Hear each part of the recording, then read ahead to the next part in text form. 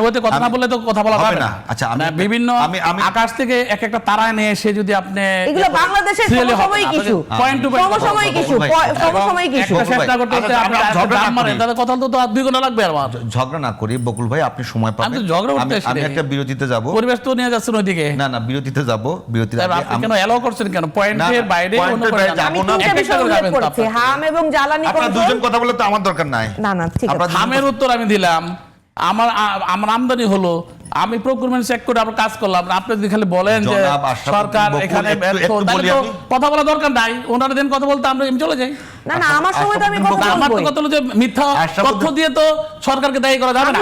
আমি নিউজের প্রতিবেদনের কথা বলছি। 1 মিনিট আমি বলি। জি, আমি দুইজনকে 10-20 মিনিট দিয়েছি, এরপরে 5 মিনিট পেয়েছে হুমায়রা নূর, এরপরে 5 মিনিট আপনি পাবেন। এরপরে আমি টাইমের ব্যাপারে আমি আপনার ন্যায় বিচার করতেছি। জিটিভিতে না হলো কমপক্ষে 50 বার আসছি, ন্যায় বিচার করতেছি। আমি আপনাকে 50 বার আসছি, কিন্তু এই পয়েন্টে এবারে কোনো কথা উপস্থাপন করছেন আপনি? আমি আপনাকে ন্যায় বিচার বলতেছি। আমি পয়েন্টে গাইডে থাকবেন, স্বাধীনতা থাকুক, সবাই কথা বলুক। আমি আপনাকে যেটা বলতেছি, জনাব আশরাফুদ্দিন বকুল, এখন আগে আপনাদেরকে আমরা প্রোটেক্ট করেছি সব সময়।